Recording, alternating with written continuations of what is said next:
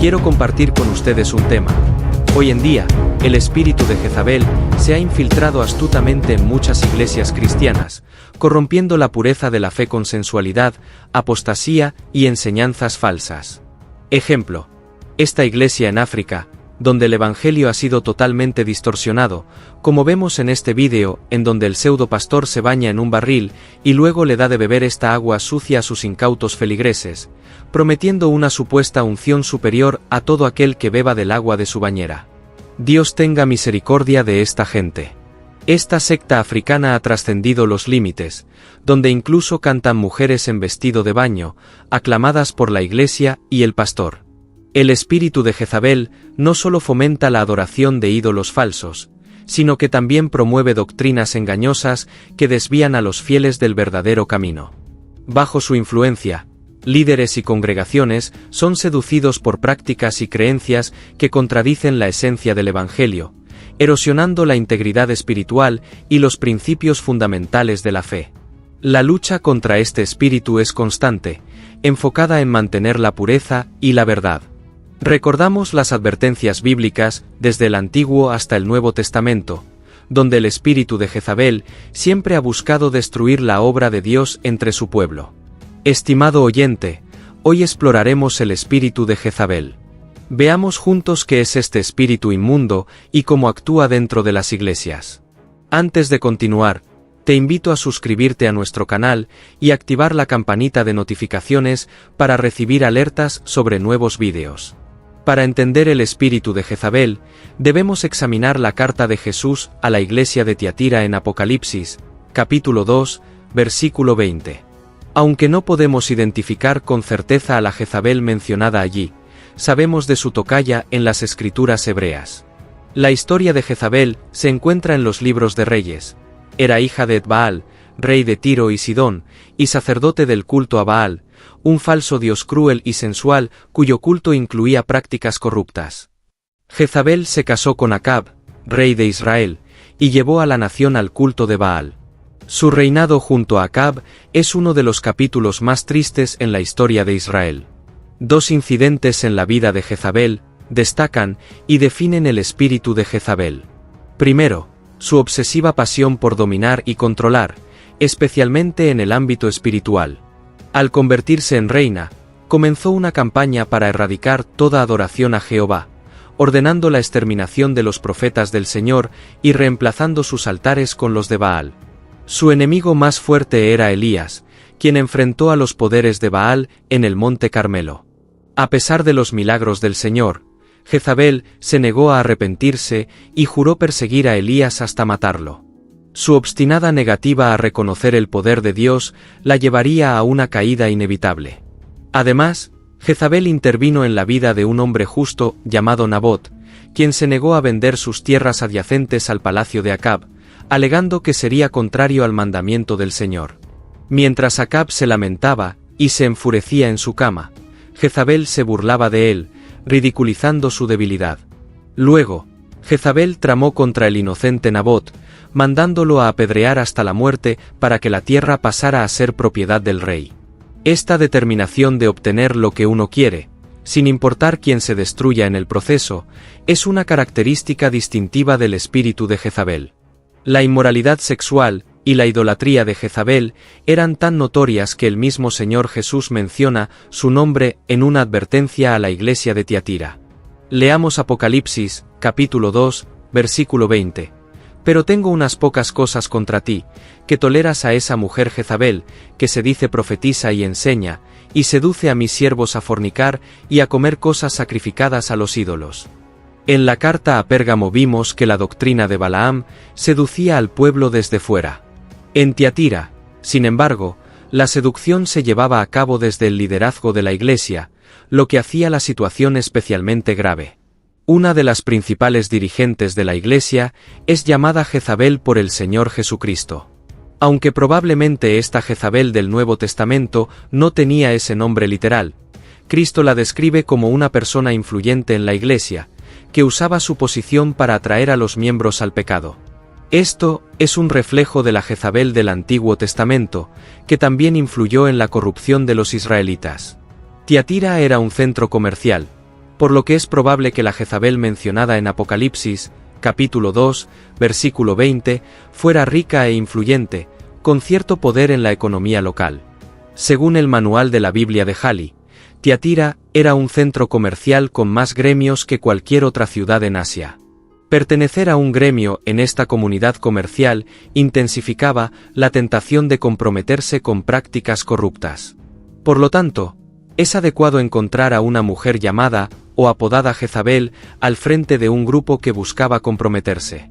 Esta mujer enseñaba a los miembros de la Iglesia a ser amigos del mundo, lo que equivale a adulterio espiritual contra Cristo.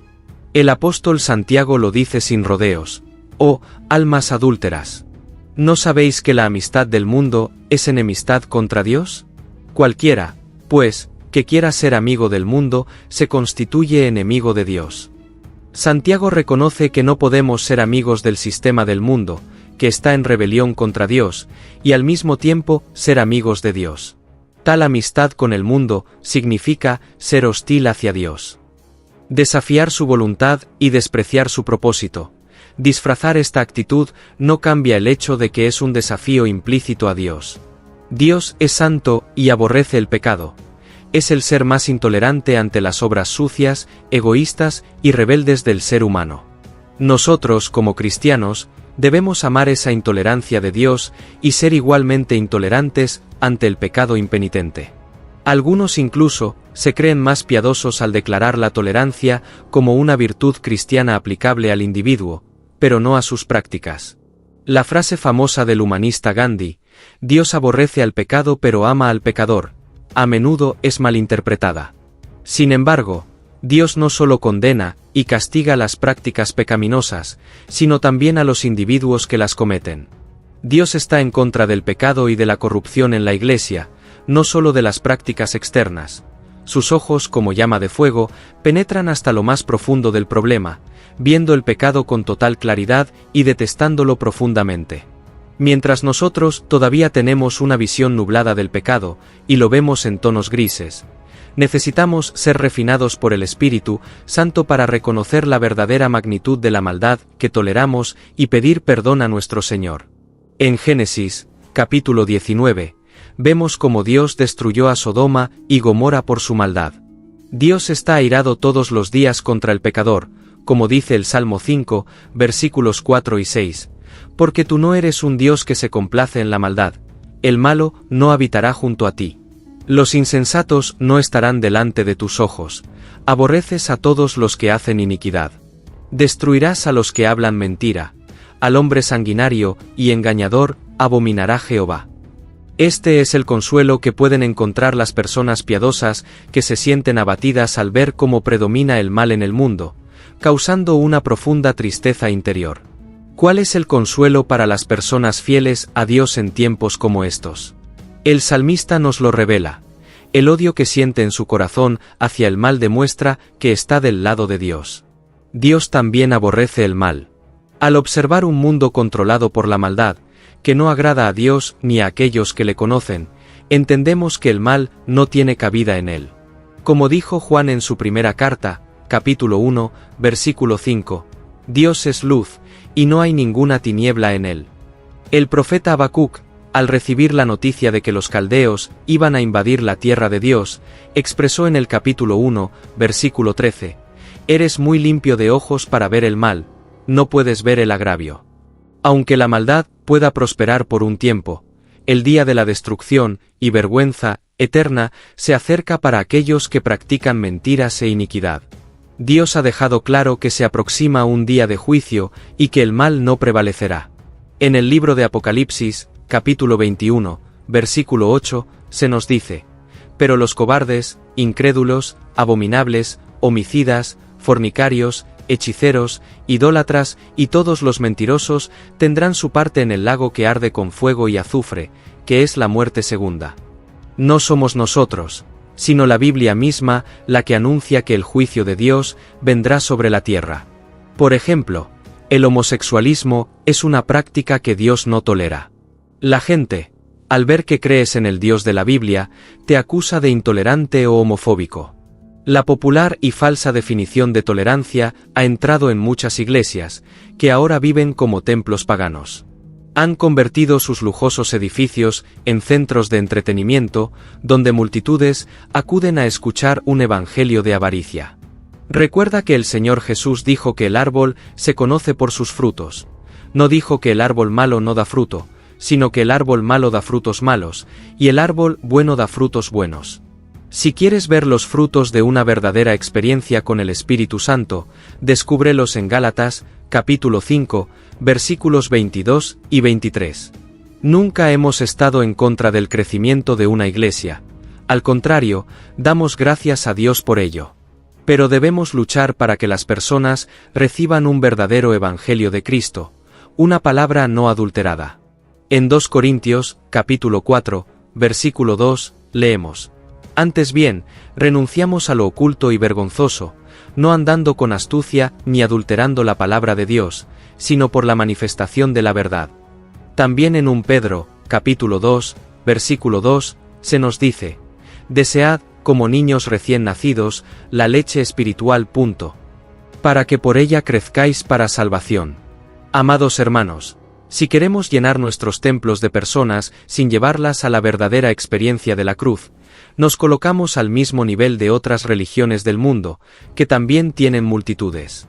Lamentablemente, este es el fruto que estamos viendo en muchas iglesias. No olvidemos que, aunque pueda parecer inofensivo o moderno tener una mujer como Jezabel en la iglesia, esto terminaría siendo destructivo. Es claro que la Jezabel de la iglesia en Tiatira no era una creyente desorientada, sino una mujer incrédula y peligrosamente influyente. Nuestro Señor Jesús acusa a esta mujer Jezabel de dos cosas principales. La primera es sobre sus enseñanzas. El texto bíblico dice: Pero tengo unas pocas cosas contra ti, que toleras que esa mujer, Jezabel, que se dice profetiza, enseñe y seduzca a mis siervos a fornicar y a comer cosas sacrificadas a los ídolos. El hecho de que se hiciera llamar profetiza implicaba que afirmaba tener una autoridad divina para enseñar. En el Antiguo Testamento, Dios reprochó a aquellos que profetizaban en su nombre sin su autorización. El pecado de la Jezabel de Apocalipsis era enseñar bajo una supuesta autoridad de Dios aspectos contrarios a su palabra. La Biblia nos exhorta a examinar toda enseñanza para comprobar que esté en concordancia con la verdad, como los discípulos de Berea, quienes escudriñaban las Escrituras para verificar la enseñanza del apóstol Pablo. Leamos en Hechos, capítulo 17, versículos 10 y 11. Inmediatamente los hermanos enviaron de noche a Pablo y a Silas hasta Berea, y ellos, habiendo llegado, entraron en la sinagoga de los judíos. Y estos eran más nobles que los que estaban en Tesalónica, pues recibieron la palabra con toda solicitud, escudriñando cada día las Escrituras para ver si estas cosas eran así. De igual forma, el apóstol Pablo escribía a la iglesia de Corinto, exhortándolos a examinar los dones de profecía en la iglesia, y a los tesalonicenses les pidió que examinaran toda profecía y retuvieran lo bueno. Al parecer, la iglesia de Tiatira pasó por alto este punto y se dejó llevar por las enseñanzas de esta mujer llamada Jezabel, que se hacía pasar por profetisa. La segunda acusación contra esta mujer Jezabel era que ella engañaba o extraviaba a sus siervos, llevándolos a fornicar y a comer de lo sacrificado a los ídolos. La fornicación puede entenderse tanto en un sentido espiritual como físico. Generalmente, el adulterio espiritual conduce al pecado de inmoralidad sexual. En los tiempos de Elías, Jezabel había seducido a Israel a adorar a sus dioses y falsos profetas. Por esta razón, Elías desafió al pueblo a congregarse en el monte Carmelo. Así vemos que el mismo espíritu que operó en Israel en tiempos de Elías estaba actuando en la iglesia de Tiatira, manipulando a los líderes e introduciendo enseñanzas diabólicas bajo la apariencia de una profetisa y provocando que los creyentes comieran de lo sacrificado a los ídolos.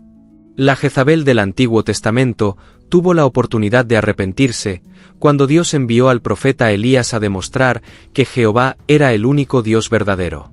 Después de esto, Elías hizo un llamado al arrepentimiento, pero Jezabel se negó a escucharlo y mandó a cortar la cabeza de Elías. Parece que la Jezabel de la iglesia en Tiatira también dio advertencias para arrepentirse, pero no quiso hacerlo. Por lo tanto, el Señor estaba dispuesto a tratarla con severidad. Leamos Apocalipsis, capítulo 2, versículos 21 al 23. Y le he dado tiempo para que se arrepienta, pero no quiere arrepentirse de su fornicación. He aquí, yo la arrojo en cama, y en gran tribulación a los que con ella adulteran, si no se arrepienten de las obras de ella. Y a sus hijos heriré de muerte. Y todas las iglesias sabrán que yo soy el que escudriña la mente y el corazón, y os daré a cada uno según vuestras obras. El hecho de que Dios haya dado tiempo para arrepentirse muestra su paciencia y misericordia. Aunque el llamado al arrepentimiento se dirige a Jezabel y no a la iglesia en general, el texto indica que no había disposición en ella para dejar su pecado. Por lo tanto, el Señor advierte sobre el juicio que vendrá. Este juicio se dirige tanto a Jezabel como a sus seguidores. La palabra cama se traduce del griego kliné, que sugiere una cama de enfermo en lugar de una cama de adulterio. Además, el texto griego usa megaslipsis, lo que indica una gran angustia y aflicción. En lugar de permitirles descansar en su pecado, este juicio tendrá consecuencias para la Iglesia, recordándonos que Dios ya ejecutó un juicio similar en el pasado. Dios levantó a Jehú para juzgar a Jezabel, a sus hijos y a sus aliados, matando a todos ellos. Hoy en día, Dios está igualmente en contra de quienes hacen tropezar a su Iglesia. Si no se arrepienten, el juicio de Dios los alcanzará. En 2 Pedro, capítulo 2, versículo 3, se dice: sobre los tales, ya de largo tiempo la condenación no se tarda, y su perdición no duerme. Aunque la impunidad aparente de algunos malvados puede inquietar a muchos cristianos, como se refleja en el Salmo 73, donde el salmista expresa su frustración al ver que los malvados prosperan, él entendió, al entrar en el santuario de Dios, que Dios está en control y que Él se encargará del juicio a su debido tiempo. Pedro asegura que los falsos maestros serán juzgados. Aunque parezca que prosperan, su juicio no se tarda, y mientras continúan, acumularán más condena y dureza de corazón para sí mismos. En Hebreos, capítulo 10, versículo 31, se dice: horrenda cosa es caer en manos del Dios vivo. Es realmente terrible enfrentar a un Dios que has rechazado y ofendido gravemente. Caer en manos del Dios vivo significa haber resistido su amor, rechazado su salvación y persistido en el pecado más allá del punto en que Dios pueda seguir mostrando gracia. Este estudio nos enseña que no debemos permitir la influencia del mundo en la Iglesia. Como dice el texto de Hebreos, es horrible caer en manos del Dios vivo. El llamado a Tiatira también es para nosotros. Debemos examinar qué estamos tolerando en nuestras vidas, que miran nuestros ojos, que oyen nuestros oídos, que dicen nuestras bocas, que tocan nuestras manos. Si permitimos que la maldad a nuestro alrededor prospere o coqueteamos con el pecado, estamos siendo tolerantes. Debemos asegurarnos de que nuestra amistad sea con Dios y no con el mal. En el Salmo 5, David medita sobre el carácter justo de Dios. A medida que nos acercamos a Dios, debemos ser más conscientes de su santidad y de nuestra pecaminosidad. Esto es crucial para medir si nuestras oraciones nos acercan a Dios verdaderamente o si simplemente estamos pronunciando palabras. Acercarnos a Dios nos hará más sensibles al pecado, pues Él es un Dios santo. Bueno, y así hemos llegado hasta el final del vídeo por el día de hoy. Y recuerda que, si te fue de bendición, no olvides dar me gusta, comentar, suscribirte a nuestro canal Ecos de Devoción y compartirlo con tus familiares y amigos más cercanos. Si deseas seguir creciendo espiritualmente, te invito a ver este otro vídeo, en donde te muestro la lista de los pastores más malvados de la Iglesia. Dios te bendiga.